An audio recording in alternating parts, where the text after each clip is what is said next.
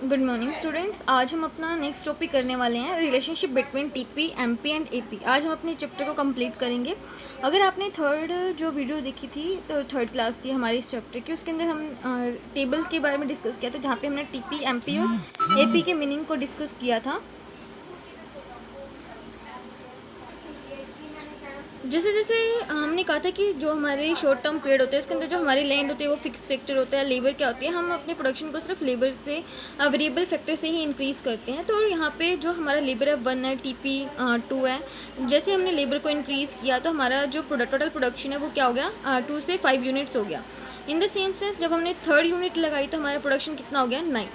तो यहाँ पे हम इसको डायग्राम की हेल्प से अंडरस्टैंड करेंगे। इसी टेबल को जस्ट हम डायग्राम के ऊपर रिप्रेजेंट करेंगे। अगर आपने वहाँ पे क्लास अच्छे से समझी है तो आपको ये वीडियो अच्छे से समझ आ जाएगी। अदरवाइज़ आप पहले प्रीवियस वीडियो को अच्छे से समझें और फिर इसके बाद इस वीडियो को देखें। ओ एक्सिस पर हम क्या ले रहे हैं, units of labour. O axis पे हम ले रहे हैं टीपी, टोटल प्रोडक्शन।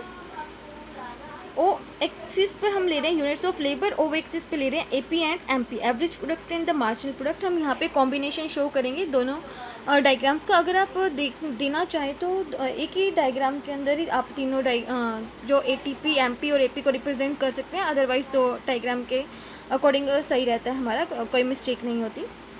तो यहाँ पे देखो हमारा जो टीपी है, जब यूनिट 1 लेबर को प्रोड्यूस किया गया तो हमारा जो टीपी था वो कितना है, 2। तो यहाँ पे मैंने जो डिफरेंस लिया वो कितने का लिया है, 3, 6, 9, 12 और 15 का, क्योंकि हमारे यहाँ पे डिफरेंस कहाँ तक जा रहा है, 12 तक। तो आप 3, 6, 9 का डिफरेंस ले सकते हैं। और यहाँ पे जो हमारा एमपी और एपी है, यहाँ पे मैक्सिमम कितना है, 4 तक है।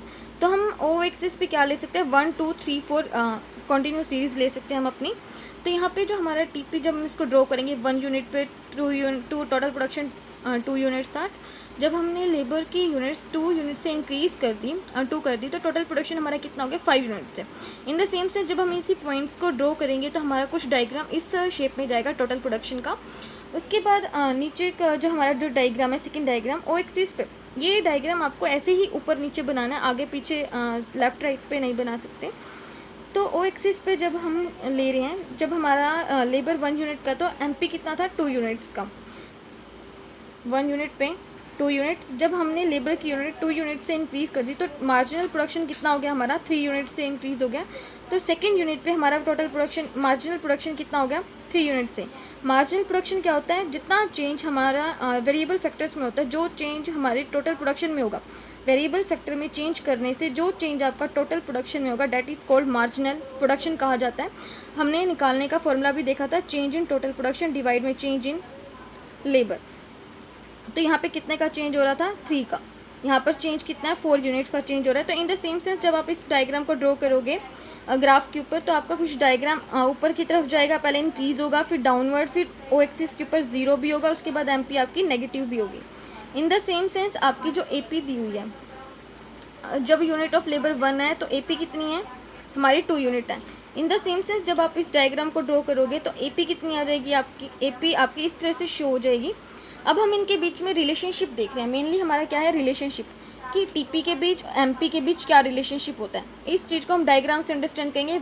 आफ्टर डैट हम लाइन बाय लाइन इसको क्लियर करेंगे। देखो यहाँ पे टीपी क्या हो रहा है हमारा, इंक्रीज हो रहा है, ऊपर की तरफ जा रहा है ना। यहाँ पे टीपी क्या हो रहा है हमारा, इंक्रीज हो रहा है। मार्जिनल प्रोडक्शन भी क्या हो रहा है, ये जो ये लाइन है हमारी किस चीज़ की है, मार्जिनल प्रोडक्शन की लाइन है। एमपी भी क्या हो रहा है हमारा, इंक्रीज हो रहा है।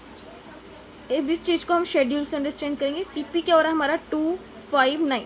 इंक्रीज कैसे हो रहा है हमारा, इंक्रीजिंग रेट से, 3 यूनिट से इंक्रीज हुआ, उसके बाद 4 यूनिट से। यहाँ तक हमारा जो टोटल प्रोडक्शन हो रहा है वो क्या हो रहा है, इंक्रीज हो रहा है इंक्रीजिंग रेट से। लेकिन मार्जिनल प्रोडक्शन क्या हो रहा है हमारा, यहाँ पे 2, 3, 4 इंक्रीज हो रहा है। तो फर्स्ट लाइन क्या निकल कर रहा है हमारी, when TP increase at increasing rate. जब टीपी क्या होता है हमारा, इंक्रीज होता है इंक्रीजिंग रेट से, तो एमपी भी क्या होती है हमारी, इंक्रीज होती है। MP is also increase. तो फर्स्ट लाइन अच्छे से क्लियर होगी हमें।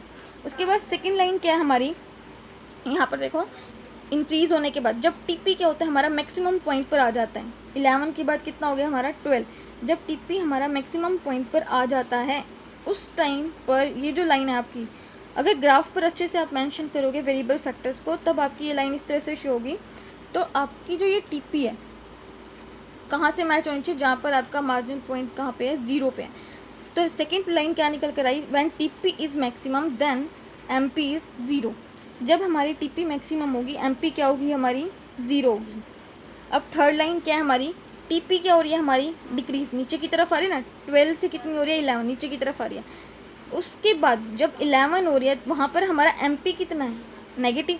तो थर्ड पॉइंट क्या निकल कर आया, when TP decrease then MP start negative, MP क्या होना स्टार्ट हो जाता है हमारा नेगेटिव डिक्लाइन होना स्टार्ट हो जाता है। तो ये रिलेशनशिप था टीपी के बीच और एमपी के बीच। अगर आपको एक बार में अच्छे से समझ नहीं आता तो आप वीडियो को 2 बार देखें। उसके बाद क्या है हमारा relationship between MP and AP के बीच क्या रिलेशनशिप है। अभी तो हमने क्या देखा टीपी और एमपी के बीच, अब रिलेशनशिप देख रहे हैं एमपी के बीच और एपी के बीच। इसी चीज़ को हम डायग्राम से अंडरस्टैंड करते हैं पहले शेड्यूल से।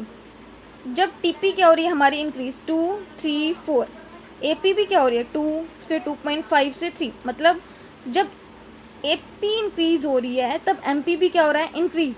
लेकिन एक चीज़ नोटिस करने की है, जब यहाँ पे 2.5 है हमारा एपी तब यहाँ पे एमपी क्या है हमारा हर केस में ग्रेटर देन है यहाँ तक, इस पॉइंट तक, ठीक है, इस पॉइंट तक हमारा क्या है ग्रेटर देन। जब एमपी इंक्रीज हो रही है 2, 3, 4, एपी भी क्या हो रही है इंक्रीज 2 से 2.5 से 3 सॉरी। तो इस केस में हमारा एमपी क्या है ग्रेटर देन है, यहाँ पे 4 ग्रेटर देन है 3 से, तो ये क्या है हमारा एमपी। देखो यहाँ से when AP is rising, AP क्या होता है हमारा बढ़ता है 2 से 2.5 से 3, बट ऑलवेज एपी क्या होता है लेस देन होता है। इस केस में जब एपी बढ़ता है तो उस केस में हमारा एपी लेस देन होता है किससे, एमपी से। अब ये चीज़ आप डायग्राम से देख सकते हो, जब एमपी इंक्रीज हो रही है, ये लाइन कौन सी है एमपी की, एमपी इंक्रीज हो रहा है, ये एपी भी क्या हो रहा है हमारा बढ़ रहा है, लेकिन एमपी क्या है हमारा ग्रेटर देन है, एमपी क्या है ग्रेटर देन, तो इसको क्या बोलेंगे MP is greater than AP when it is falling, but always greater than AP is greater than MP. देखो जब ये क्या हो रहा है 2 से 1 से 0, मतलब एमपी क्या हो रहा है हमारा फॉल हो रहा है गिर रहा है, तो उस केस में हमारा जो ये एपी है 2.5, 2.42 ये भी गिर रहा है, लेकिन यहाँ पे हमारा एपी क्या है ग्रेटर देन है, एपी क्या है हमारा हर केस में यहाँ पे greater than. When it is falling, जब दोनों फॉल होते हैं, बट हमारा एपी क्या होता है इस केस में एमपी से ग्रेटर देन। देखो यहाँ पे नीचे की तरफ आ रहा है एमपी और ये क्या है हमारा ग्रेटर देन है, ग्रेटर देन क्या है हमारा AP. When AP is maximum then AP is equal to MP. अब ये जो पॉइंट है हमारा ये मैक्सिमम पॉइंट है किसका, जब एपी हमारा इस पॉइंट पे मैक्सिमम है, पड़ा सबसे ऊंची चोटी है ना ये मैक्सिमम है, तो यहाँ पे दोनों क्या करते हैं एक दूसरे को मिट आउट करते हैं, एमपी किसके इक्वल होता है एपी के। तो ये था रिलेशनशिप एमपी और एपी के बीच। आई होप आपको अच्छे से क्लियर हो गया होगा ये टॉपिक। अगर आपको ये समझ नहीं आता तो आप इस वीडियो को 2 बार देख सकते हैं। Thank you.